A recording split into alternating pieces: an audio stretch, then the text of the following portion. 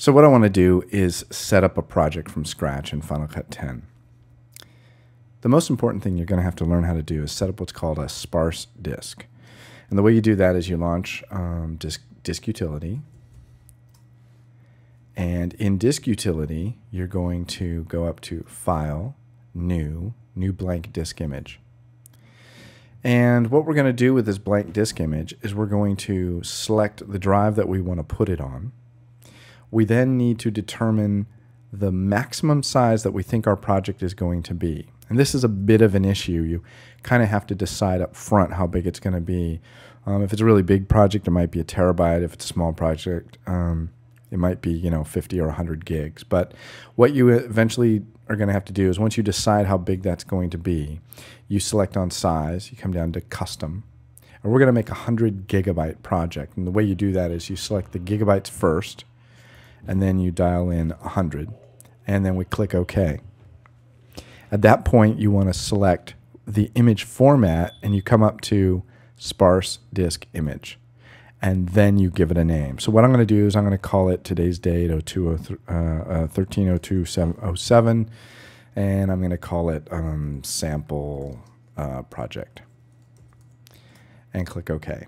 And what that does then is it's going to make a sparse disk on the drive that I told it to make it on. So if I come over here to the Pegasus, come down here, here's the sample project.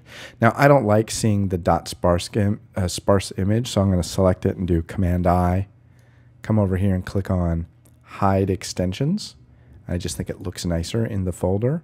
And then I'm going to select this name, I'm going to copy it, and I'm going to come over.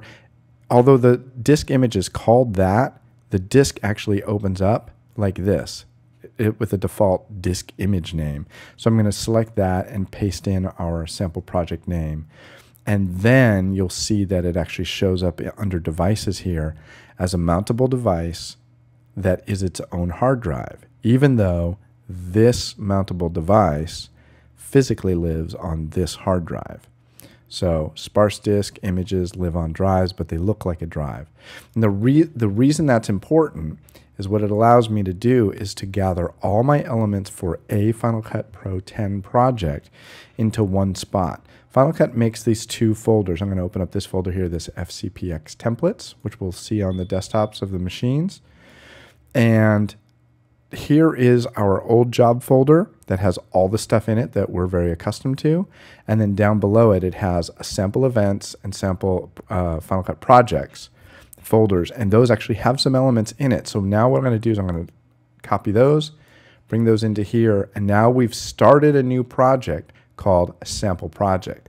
Now, because this drive is mounted and because these folders are here, when I come down here and start Final Cut 10, Final Cut 10 is actually going to mount and show me that this drive is, Final Cut 10 will start and show me that my folder called sample project is here. So the first thing in there is a singular event, and in that event are 3 folders, and in each one of those folders are a few keyword collections. This is our default of how we lay things out. A1 is to imply that there's camera A, real number 1. There might be an A1, A2, A3, a B1, B2, B3. All of the noise comes down here, music, sound effects, VO, and all the graphic stuff, whether it's a rendered animation from After Effects or a still from Photoshop would go in here. That's how we name it. So then the last thing I would do is I would select this name and paste in the job name and job number and name, just like before. And then the last thing that you're going to see is that there is a sample timeline or a sample project down here that if I double click on this, you'll see it has a client name, project, element, and version. And we always deal with that stuff the same way. So let's say then if I select on this, I might say that this is something for, I don't know, let's say Cisco, and it is, an event, whatever that event name would be called. I don't know. I think let's call it like Explore. I don't think they have an event called Explore. And let's say it's the show open, and let's say it's version 1. And all that stuff is separated with underscores and no spaces, because the name that we call it here will be what it exports as and what we post it on the internet as. So that's how we start a project in Final Cut 10. Later.